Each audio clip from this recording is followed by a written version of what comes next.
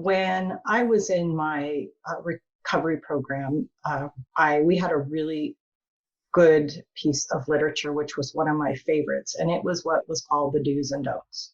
If you're in that program, you know what that is. And so I decided to write one of my own list of do's and don'ts for those of us that are in unhealthy relationships or difficult relationships or struggling with codependency. And I think they're a good reminder of what we need to focus on. And you should write down or can go to my website and put in do's and don'ts in the search bar, and you will be able to get this list of do's and don'ts. It will come up. It's one of my free devotions. So, do take care of yourself. Don't push yourself so hard that you are exhausted and burned out. Do speak your truth. Don't let fear of anyone or anything take your voice from you.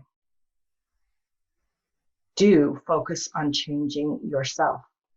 Don't try to force anyone else to change. By now, you can see that the do and the don't are opposites, right? So you're going to do one or the other. If you're doing the don't, then you're not going to do the one that's the do.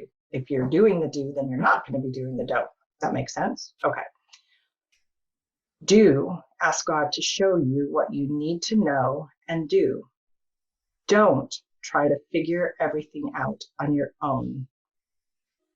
Do face your fears. Don't allow your fears to keep you from doing anything you need to do. Do accept things as they are. Don't waste your emotional and spiritual energy in trying to make things different than they are by refusing to accept the reality. I'm going to read that again because it was long. And acceptance was a really big thing for me to be able to do. Do accept things as they are. Don't waste your emotional and spiritual energy in trying to make things different than they are by refusing to accept the reality. Because that takes so much energy when we do that. It can absorb everything. Do own your power to make choices for yourself to protect yourself. Don't be a victim, martyr, or doormat. Don't be a victim, martyr, or doormat. Do own your feelings as yours. Don't blame others for making you feel the way you feel. Do take responsibility for your feelings, choices, behaviors, thoughts, and values.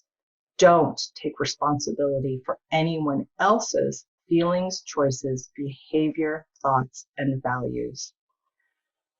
Do say no when you mean no and yes when you mean yes. Don't say no or yes when you don't mean what you are saying.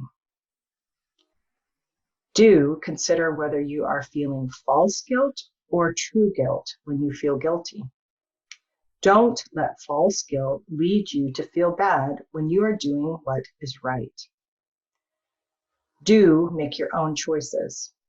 Don't allow others to manipulate you into doing what they want you to do. Do ask directly for what you need. Don't use manipulation, guilt, threats, or any other indirect means to get what you want. People don't have to guess what you want. You have to tell them what you want. Do communicate in short, direct statements. Don't make your words less powerful by diluting them with unnecessary words. Do decide what you are willing and not willing to do and communicate it clearly. Don't let your lack of clarity make you tolerate things that aren't okay with you. Now, all of those do's and don'ts are things that I teach in my books, in my classes, in my devotions, in my other YouTube videos. They're just a summary of some really good, healthy things that you can learn if you work on getting healthy in your difficult relationships. The scripture that I have here is Psalm 119:9. through 16 in the New International Version. How can a young man keep his way pure? By living according to your word. I seek you with all my heart. Do not let me stray from your commands. I have hidden your word in my heart that I might not sin against you. Praise be to you, O Lord. Teach me your decrees. With my lips, I recount all the laws that come from your mouth. I rejoice in following your statutes as one rejoices in great riches. I meditate on your precepts and consider your ways. I delight in your decrees and will not neglect your word. And the reason I chose that one is because knowing all of the things that you are to do to please God, hiding them in your heart, remembering them produces change in your behavior, which is exactly what we're doing in these do's or don'ts.